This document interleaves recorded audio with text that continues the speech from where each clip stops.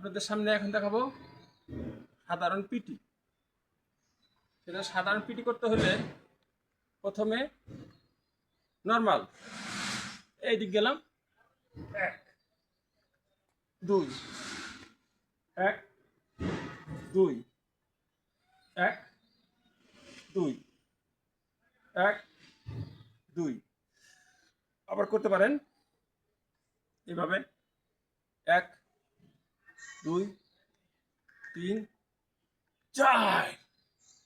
এই যে 4-এ এমনি একটা টানা দিবেন, 4। পায়ের দিকে প্রেসার দিবেন, এইভাবে উঠে যাবেন। এর মানে পায়ের একটা এক্সারসাইজ হয়ে গেল। তারপরে পায়ের জন্য কিছু ব্যায়াম আছে। সেই ব্যায়ামটা হলো এরকম করতে পারেন, বসবেন, উঠলেন, এটা পায়ের কাজ করবে। তারপরে পা ফাঁক করলাম,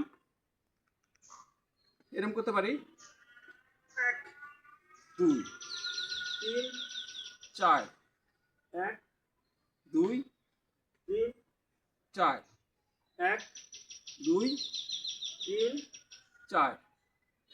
এই যে করলাম, এটাতে আমার পাটা এরকম সোজা হইলো, এটা ব্যান্ড হইলো, এটা একটা টানা লাগলো, এটা একটা টানা লাগলো, এদিক হইলাম, টানা লাগলো। ঠিক আছে? এবার যদি করি এরকম, উঠলাম, এরকম, এটা উঠলাম, এরকম উঠলাম,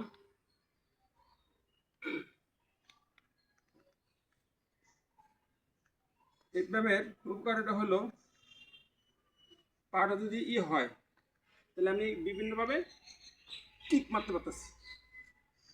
কিক,